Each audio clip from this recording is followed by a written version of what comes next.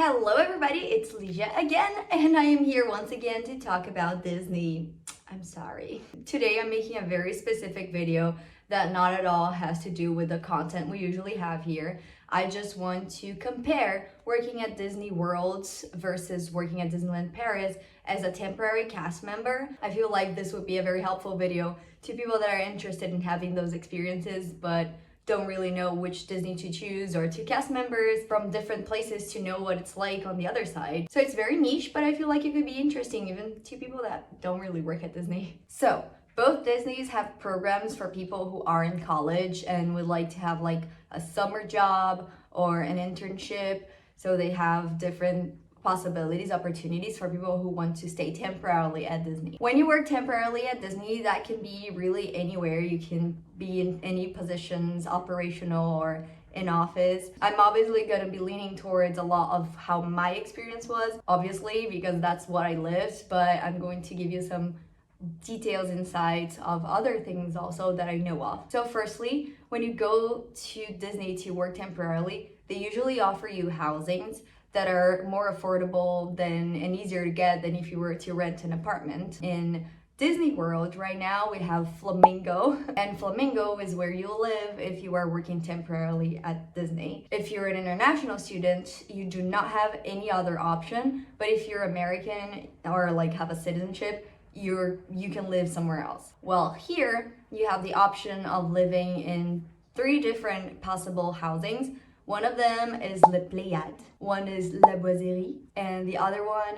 is just like a hotel system that they have, and you can either live with one person or by yourself. I live in an apartment all by myself, thank God. But at Flamingo, I shared my room with another girl and the apartment with 4 people. At Flamingo, if you have your own room, own bathroom, you still share the apartment with 4 other people. I believe it's 4 always. And then here, you can either share with 2 people, which is horrible because they give you kind of like the same space for 2 people, it's just a little bigger, or you can have the apartment all by yourself. It's not like an apartment, it's more like a studio. But honestly, the size is pretty decent for one person, especially if the person lived in 10 square meters a month before. Also for the housing, the pricing is a little wild because like in Flamingo, you pay more if you're living like in a room by yourself than a person that is sharing the room. But here, even if you're sharing the room, you're paying the same thing. So when it comes to interviews, job offers and everything, that's all pretty similar. You'll get emails, you'll get an interview that's usually online. There are other ways also, but both to me were kind of the same. I did an interview directly with a recruiter. They asked me what I would like to do, and then I got the job. I got an email saying congratulations in English, and then another one in French saying félicitations. So it was pretty much the same thing. For Disney World, I never once was asked if I could speak any other languages other than English. And then for Disneyland Paris, I had to speak French. But they also have several things that you can do if you don't speak French yet, or if your French is very basic. You can still get a job at Disneyland Paris. For Walt Disney World, usually they have programs for different countries where they provide the visa for temporary work, while for France, they don't really provide you a work visa. You already have to be allowed to work in France in order to get a job here. So like being in the European Union or having a work visa, they won't provide your visa for you, unless it's something very specific. The payments. Here at Disneyland Paris, there are different tiers of payments that you can get. So like if you work at restaurants, you're gonna get a certain type of pay. If you work at the hotels in certain positions, it's a little different. And of course, if you have higher up positions, you're gonna get paid more. But basically everyone works like 35 hours a week and then some extra hours. And then if you work any extra, you get paid for these extra hours. While in the US, there's not really a lot of work limitations. As we know, it's a country that really likes to make people work. So you get paid for hours. And then if you're a CP, you get a minimum of 30 hours a week guaranteed, but you can work to infinity. Like there are some limitations, but there were days where I worked 16 hours or like 14 hours, and I loved working there, and it was kind of like my choice to be working so much, but they allow you to do so. And here in France is like, no, you're not gonna work that crazy amount of hours. So like my longest day here has 10-hour stops. And then in the US, after a certain amount of hours, you get paid more for your hours. And here is a little similar, except that here you get paid the same amount a month at a certain wage if you don't get extra hours, and then you get more.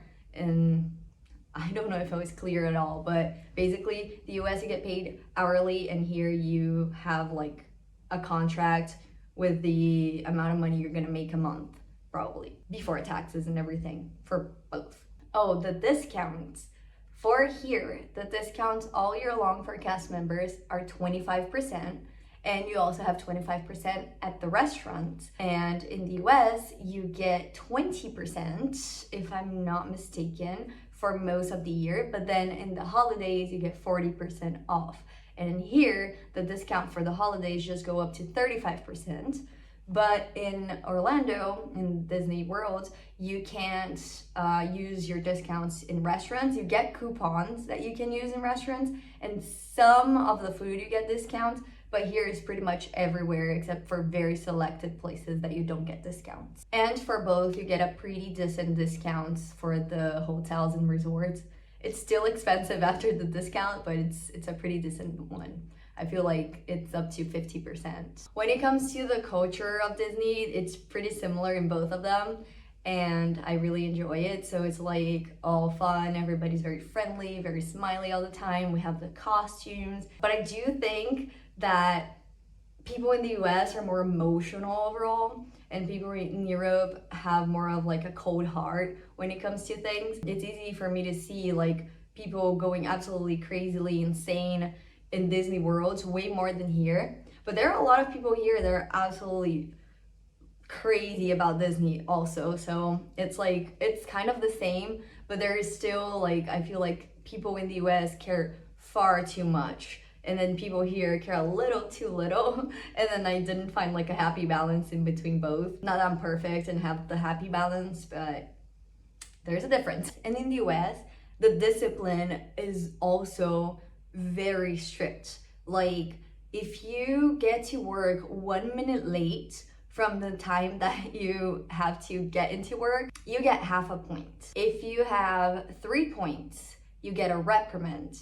And if you get a reprimand, you get fired. Like that is very strict in how it works. While here in France, people are way more flexible. Obviously, people like your superiors are going to be like, hey, try not to be late next time, or like they're gonna notice if you're late all the time. But if you're late just a little bit, it's not that big of a problem. And they don't have such things as reprimands. Like they will sit down and talk to you, but there is no like official document unless you did something really messed up. And also here in France, you get like 5 minutes of tolerance of being late to clock in, while in the US, like it has to be at the exact moment. If not, obviously here we only have 2 small parks, and in the US there are 4 parks and a million hotels. And here everything is close together, and that is good and bad. Like it's good because you can do everything, you can just walk everywhere except for like one of the hotels, but everything's just smaller, it's just like nicer, cuddlier. And then at Disney World everything is bigger, but I feel like there's a lot less maintenance and stuff, so a lot of things end up looking old or outdated. They just need to do some extra work here and there. And with all of these little differences, I feel like the worst, the craziest to me is this last one, getting to the parks. In the US, you get to go to the parks whenever you like. If there is not a big event going on, that we have what we call blockout dates, which are just days that you can really go to the parks because the parks are full, or they have a special event going on that costs more. So you have to like make reservations for your park entrance as of now, but you can just simply like go to the park. When you're in a like college program, you get some like complimentary tickets. While here in France, it didn't used to be like that, but as soon as I got here, it changed. So here now, if you're temporarily working, you get 1 park entrance. You get to go to the parks 1 time once, and you get to take 3 people with you when you go that one time, but that's all you get. And as far as I know, that's more about the French laws of work than Disney itself, but it sucks. It sucks to not be able to just go to the parks. And it's pretty fun that like all of the trainings, obviously all of the companies' beliefs are all the same, and the way that they tell it to you are pretty similar in both places. The backstage is absolutely the same. Backstage is like what we call the like behind the scenes at Disney, where only the cast can see, where guests won't be seeing. It's pretty similar in both places, and it's actually fun to see that like everything is so similar, even though it's 2 completely different continents. But it's still Disney, we still get merch. Overall, it's a pretty fun experience in both places. Working at Disneyland Paris is being pretty comparable to working at Disney World so far, and I love it. And I love working at Disney, and that's one of my character flaws. But anyways, I hope that if you are planning on working at Disney, you found this helpful. And I'm sure I forgot a lot of things, but let me know if you have any questions, and let me know what should I talk about next. Okay, bye.